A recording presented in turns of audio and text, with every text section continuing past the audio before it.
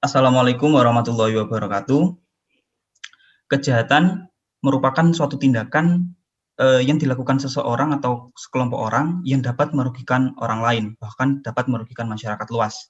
Banyaknya jenis kejahatan ini juga memiliki banyak jenis atau upaya penanggulangan dari kejahatan tersebut.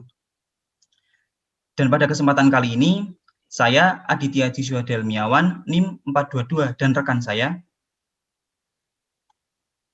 Muhammad Farhan Alvino dengan NIM 469. Kami akan menjelaskan mengenai teori-teori kriminologi menurut mazhab lingkungan. Berikut penjelasannya.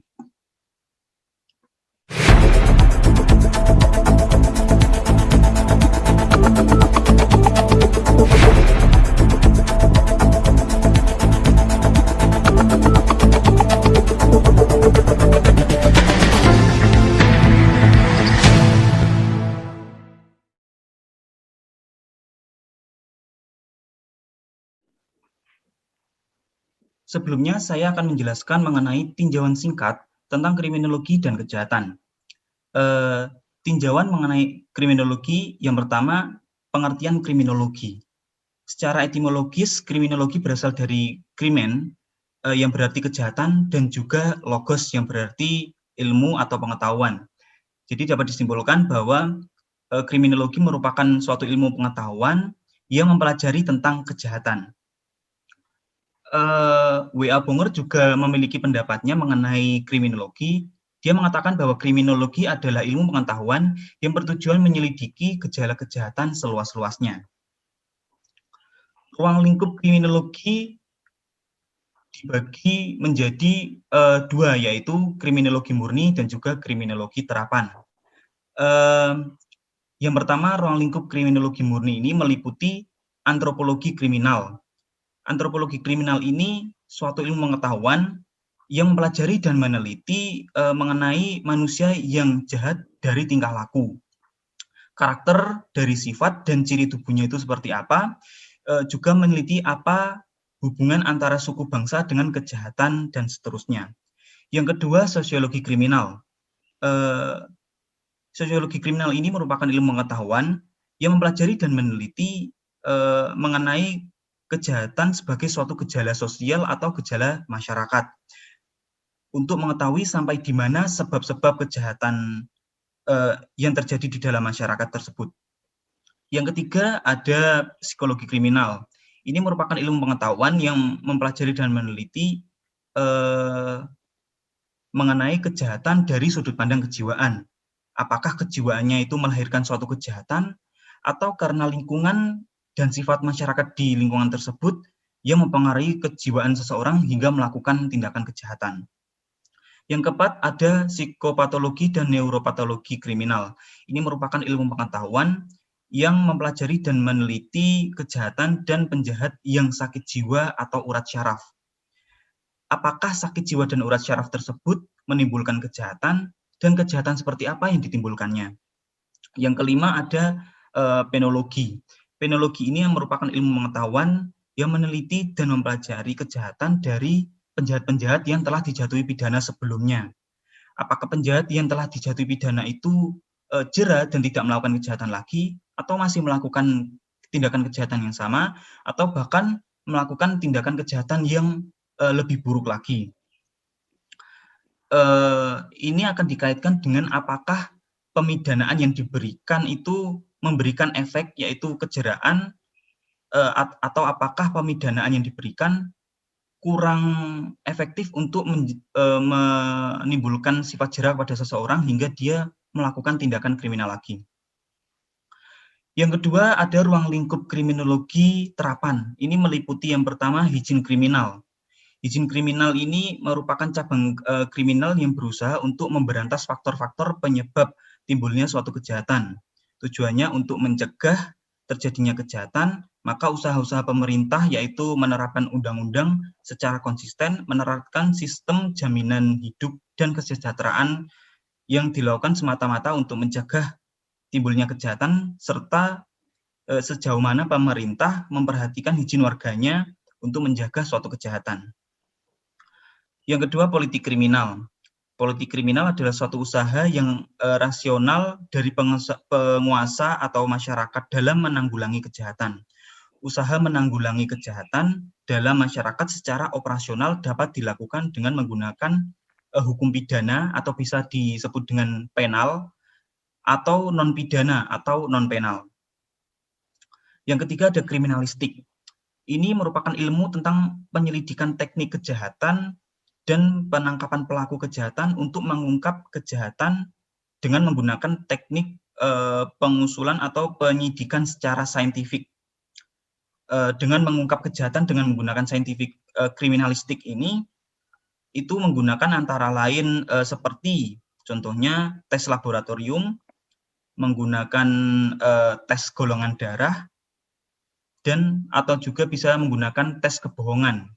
Intinya menggunakan secara sains dan juga menggunakan teknologi. Tentunya ilmu pengetahuan ini akan mengikuti perkembangan zaman, di mana dengan berkembangnya zaman juga sains, ilmu pengetahuan, dan juga teknologi juga ikut berkembang. Dengan begitu akan ditemukan cara yang lebih efektif untuk memberantas kejahatan. Yang selanjutnya merupakan objek kriminologi. Secara umum kita tahu objek kriminologi ini dibagi menjadi 3, yaitu kejahatan, penjahat atau pelaku, dan juga reaksi masyarakat.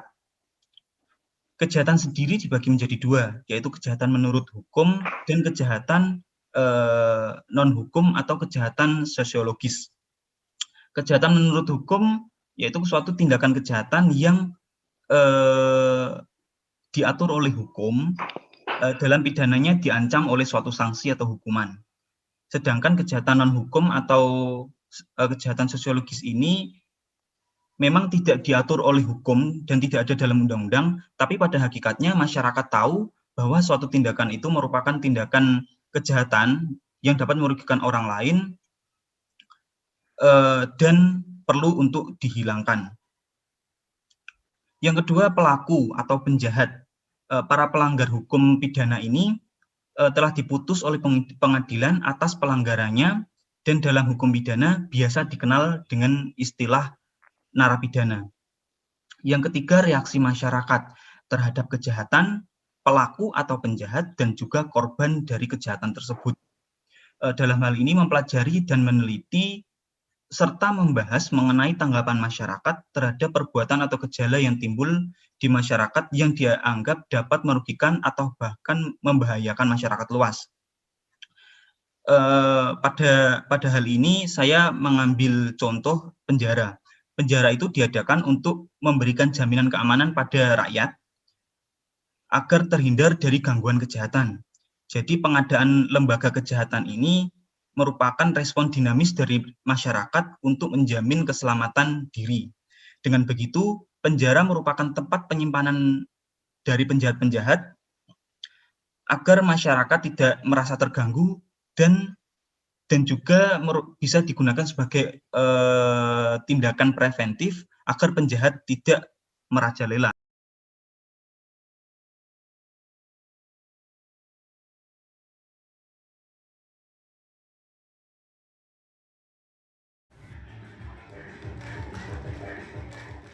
Lapas kelas 2A Banjarmasin, Kalimantan Selatan merupakan lapas terpadat kedua dari seluruh Indonesia. Lapas ini mengalami tingkat over capacity mencapai 650%. Jumlah tahanan dan juga narapidana mencapai 2.378 orang. Padahal kapasitas hunian hanyalah 366 orang. Lapas kelas 2A Banjarmasin ini adalah gabungan antara lelaki dan juga narapidana perempuan.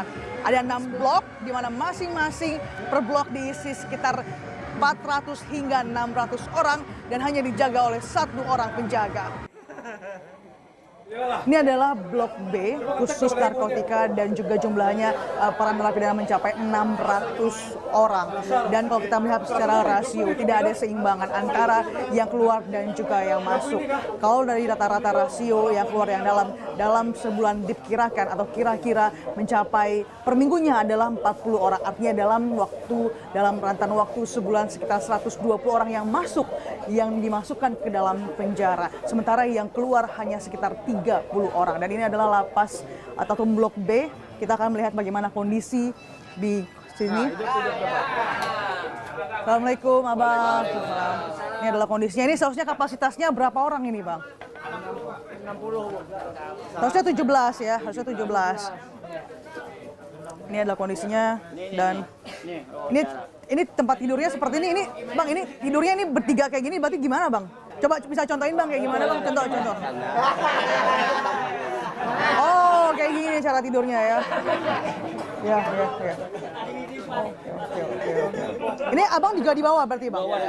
Di bawah kayak gimana Bang kalau di bawah Bang? Di bawah. Nah, gurik. Nah, kayak ini. Berlipat kalau kau mundur. Kita akan coba lihat MCK-nya di mana Bang? Permisi Bang. Di sini. Jadi saking ramainya akhirnya buat seperti ayunan gitu ya. Batman ya bahasanya Bang ya. 2 orang di MCK. Siapa Bang 2 orang yang di MCK Bang?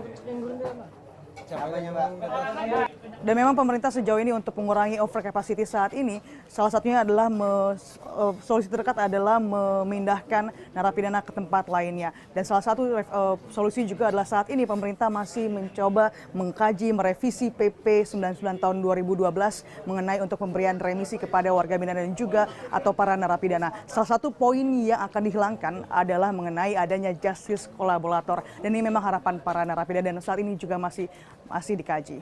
Saya baru 5 menit berada di sini tapi sudah merasakan begitu sumpeknya, begitu panasnya di dalam sini. Dan kita akan melihat bagaimana kelanjutan mengenai revisi PP 99 tahun 2012. Karena memang seharusnya lembaga pemasyarakatan atau lapas menjadi tempat untuk pembinaan, bukan hanya untuk sekedar menjalani hukuman. Tapi permasalahannya bagaimana ingin pembinaan bisa berjalan dengan maksimal dan efektif kalau para narapidana masih harus berebut nafas di dalam lapas. Nesya Megawati, Banjarmasin. Jadi ketika seseorang ingin melakukan tindakan kejahatan, mereka akan berpikir konsekuensi apa yang akan mereka dapatkan ketika mereka melakukan tindakan kejahatan, yaitu di penjara. Dan jika seseorang berpikir seperti itu, maka harapannya tindakan kejahatan dapat diredam atau bahkan dapat dihilangkan. Yang selanjutnya, tinjauan singkat mengenai kejahatan.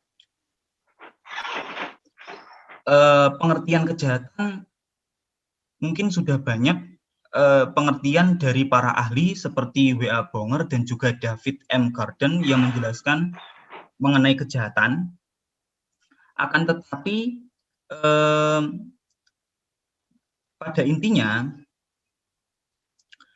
dari pendapat para ahli yang saya tampilkan ini dapat diambil kesimpulan bahwa kejahatan merupakan tindakan yang melanggar peraturan atau hukum yang berlaku di mana masyarakat itu tinggal dan dapat merugikan masyarakat luas atau individu. Nah, atas pelanggaran yang dilakukan, maka seseorang atau sekelompok orang ini akan diberikan sanksi berupa hukuman atau bahkan tindakan dari aparat yang berwenang. Hal ini juga dapat digunakan sebagai upaya preventif untuk menekan tindakan kejahatan yang beredar di masyarakat. Selanjutnya saya akan menjelaskan mengenai teori penanggulangan kejahatan. Kebijakan atau upaya penanggulangan kejahatan pada hakikatnya merupakan bagian integral dari upaya perlindungan masyarakat atau social defense dan upaya mencapai kesejahteraan masyarakat atau social welfare. Terdapat 2 upaya untuk melakukan penanggulangan kejahatan, yaitu melalui jalur penal dan juga non-penal. Kalau melalui jalur penal ini, seperti yang saya jelaskan tadi, yaitu upaya penanggulangan kejahatan yang dilakukan melalui jalur hukum, hukum pidana yang lebih menekankan pada sifat represif. Sedangkan melalui jalur non penal ini merupakan upaya penanggulangan kejahatan yang dilakukan di luar jalur hukum pidana dan lebih menekankan pada sifat preventif.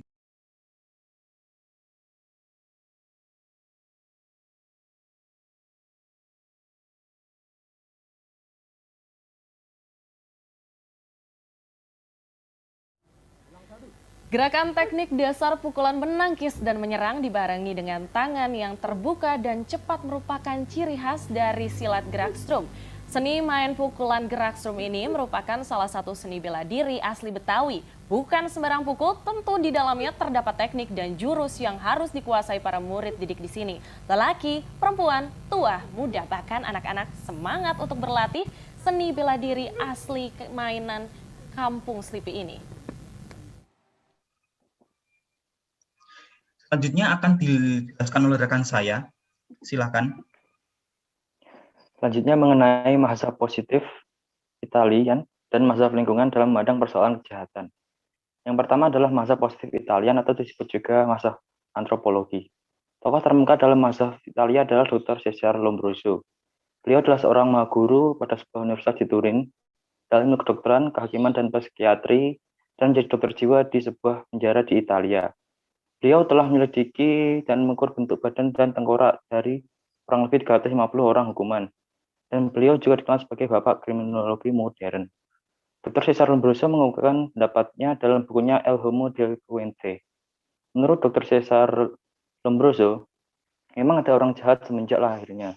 Dan tiap penjahat itu mempunyai banyak sekali sifat-sifat yang menyimpang dari orang-orang biasa.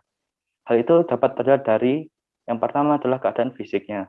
Ada ciri-ciri yang ditonjolkan dari fisik menurut Lombroso, yaitu yang pertama adalah kening kepala menonjol ke depan dan dahi agak miring. Yang kedua, mata kecil yang letaknya sangat dalam yang berada pada rongga mata besar. Ketiga, rahang yang menonjol ke depan. 4, lubang hidung yang terlalu besar. Dan 5 adalah rambut keriting. Selanjutnya, keadaan psikisnya. Sedangkan dari psikisnya bisa dicirikan seperti 1, tidak mempunyai perasaan menyesal dan rasa belas kasihan. Kedua, perasaan sakit kurang jika dipukul. Ketiga, gila hias. Yang 4, kejam. Dan yang ketiga, tentang tabiatnya. Yang bercirikan 1, suka tatuaj atau membuat lukisan pada lengan, dada, dan lain-lain. Yang kedua, suka minum keras. Ketiga, main judi, dan lain-lain. Selanjutnya, Dr. Cesare Lombroso mengklarifikasi penjahat dalam 4 golongan.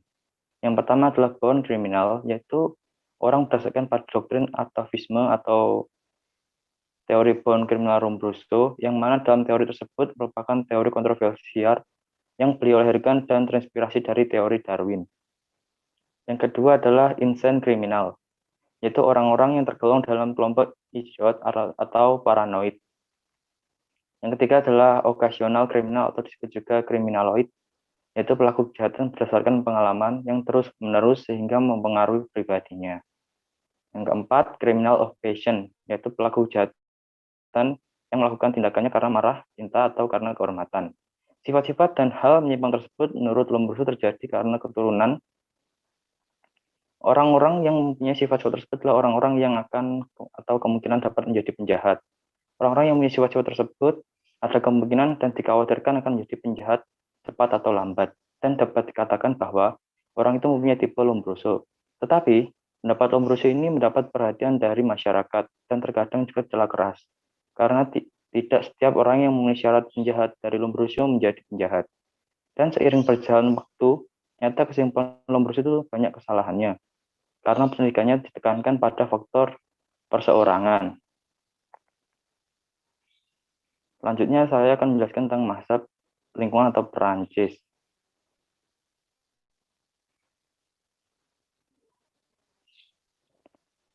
Mazhab lingkungan atau Perancis dikemukakan oleh Alexander Lassagne. Alexander Lassagne adalah seorang guru besar ilmu kedokteran kehakiman di Perguruan Kriminal Internasional di Roma. Selain itu, beliau adalah pendiri sekolah kriminologi Lassagne yang berbasis di Lyon dan berpengaruh dari tahun 1885 hingga 1914. dan saingan utama sekolah Italia, Lombroso. Dan dalam ajarannya menguraikan bahwa keadaan sosial di sekeliling manusia menyebabkan terjadinya embrio kejahatan. Selain itu, menurutnya, mazhab ini adalah suatu reaksi terhadap mazhab Italia, menolak tentang adanya orang jahat karena pembawaan atau penjahat semenjak lahir. Aliran ini berpendapat bahwa sebetulnya si penjahat itu tidak bersalah.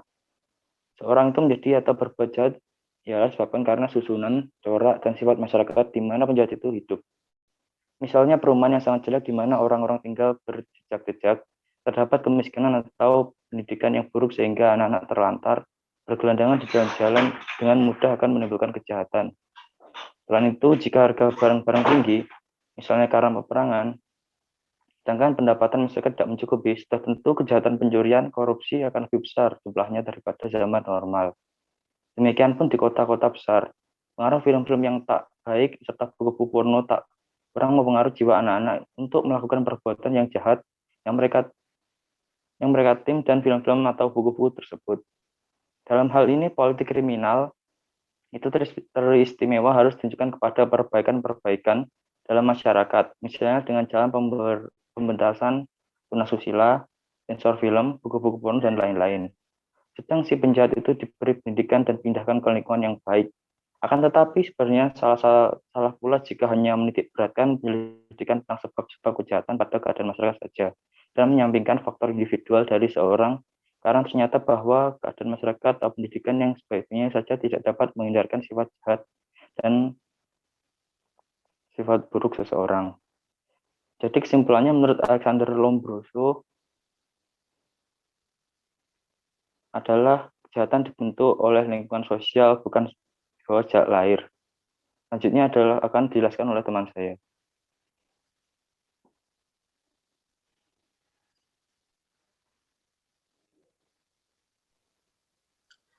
Yang selanjutnya, teori-teori yang membahas peranan faktor-faktor sosiokultural.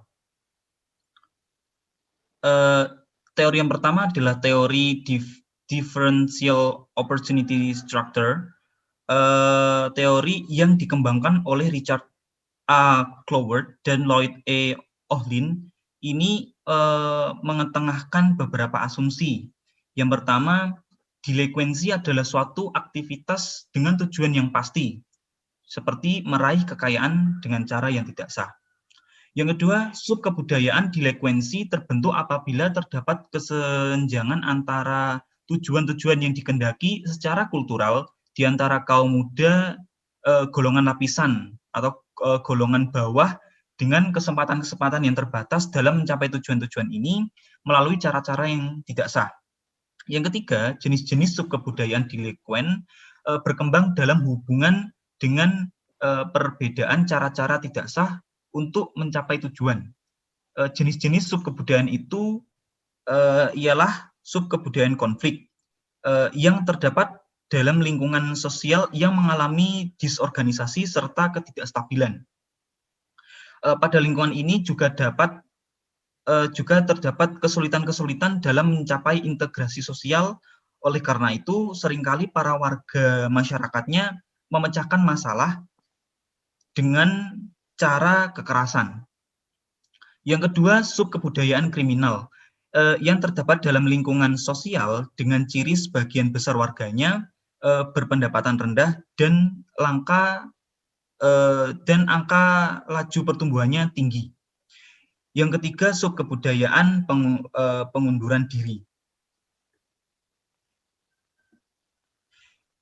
Yang kedua, teori mengenai krisis ekonomi dan kejahatan.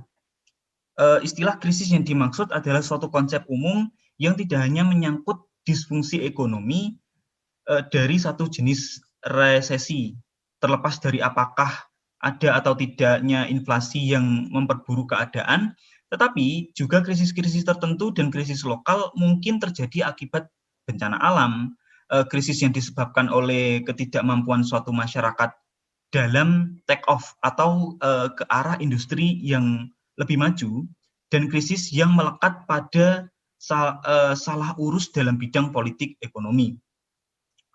Poin kesimpulan dari berbagai diskusi itu meliputi yang pertama, pertumbuhan ekonomi berkorelasi secara positif. Berbeda-beda dengan angka laju yang tinggi dari sebagian besar kategori kejahatan-kejahatan yang dilaporkan. Yang selanjutnya, indikator ekonomi pada tingkat mikro menunjukkan peningkatan yang tajam dari sebagian besar kategori kejahatan yang dilaporkan. Yang selanjutnya, tenggang waktu antara fluktuasi ekonomi dan peningkatan angka laju kejahatan berbeda-beda. Selanjutnya, yang keempat, kejahatan-kejahatan primer, yaitu kejahatan yang secara langsung berhubungan dengan disfungsi ekonomi, berkorelasi dengan kecenderungan dan terutama dikondisikan oleh kebutuhan-kebutuhan konkret serta harapan-harapan yang mengalami frustasi di antara kejahatan-kejahatan atau perilaku penyimpang lain yang meningkat, yaitu pertama, kejahatan-kejahatan ekonomi, yaitu penadahan atau penipuan konsumen contohnya. Ada juga pelanggaran norma non-kriminal. Ada juga pelanggaran-pelanggaran lain seperti alkoholisme. Yang kelima, gejala kejahatan sekunder. Seringkali masalah yang paling serius ini dihadapi oleh gejala kejahatan yang sekunder, yaitu berkaitan dengan krisis tidak terkendali atau diampuni, misalnya dalam hal penyalahgunaan hukuman atau tindak dan dihukum dengan kekerasan yang berlebihan. Jadi ketika seseorang melakukan suatu kejahatan, malah tindakan yang dilakukan oleh aparat terlalu berlebihan atau melebihi dari hukuman atau tindakan yang seharusnya diberikan. Yang selanjutnya akan dilanjutkan oleh Saudara Farhan mengenai teori kriminologi baru atau kriminologi kritis. Teori mengenai kriminologi baru atau kriminologi kritis. William J. Campbell mengemukakan bahwa kejahatan berasal dari orang-orang yang bertindak secara rasional sesuai dengan posisi kelasnya.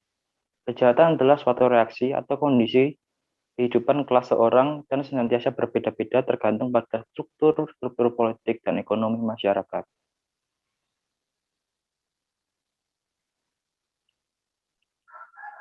Selanjutnya, masih dalam kerangka penjelasan bekerjanya faktor-faktor sosiologi kultural, Richard Quinney mentengahkan teori tentang realitas sosial kejahatan sebagai berikut.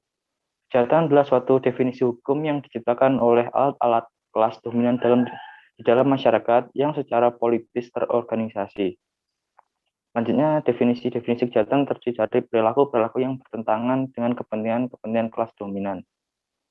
Selanjutnya, definisi-definisi kejahatan diterapkan oleh kelas yang mempunyai kekuasaan untuk menegakkan dan melaksanakan hukum pidana. Lalu, pola-pola perilaku dibangun dalam hubungannya dengan rumusan-rumusan kejahatan, dan dalam konteks ini orang terlihat dalam tindakan-tindakan yang relatif mempunyai kemungkinan untuk dirumuskan sebagai kejahatan.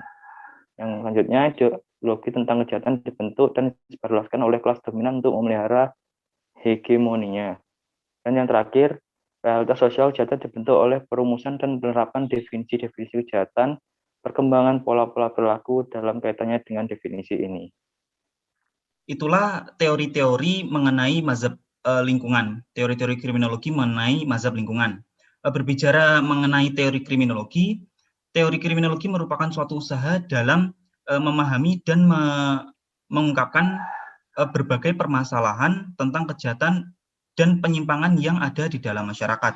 Secara kriminologis, kejahatan dan perilaku menyimpang dapat dijelaskan sebagai hasil bekerjanya berbagai faktor seperti faktor sosiokultural, faktor interaksi, faktor pencetus, dan faktor-faktor reaksi sosial. Berbagai faktor-faktor tersebut tentu memiliki teorinya masing-masing, dan teori inilah yang akan menjadi landasan penunjuk arah kepada pengamat atau peneliti dalam menentukan masalah apa yang akan diteliti dan dicari solusi untuk menyelesaikan permasalahan tersebut. Sekian penjelasan kami mengenai teori-teori kriminologi menurut mazhab lingkungan. Sampai jumpa di pertemuan mengenai penjelasan kriminologi yang selanjutnya. Saya Aditya Jiswa Delmiawan, NIM 422, dan rekan saya Muhammad Farhan Alvino dengan NIM 469. Kami undur diri. Wassalamualaikum warahmatullahi wabarakatuh.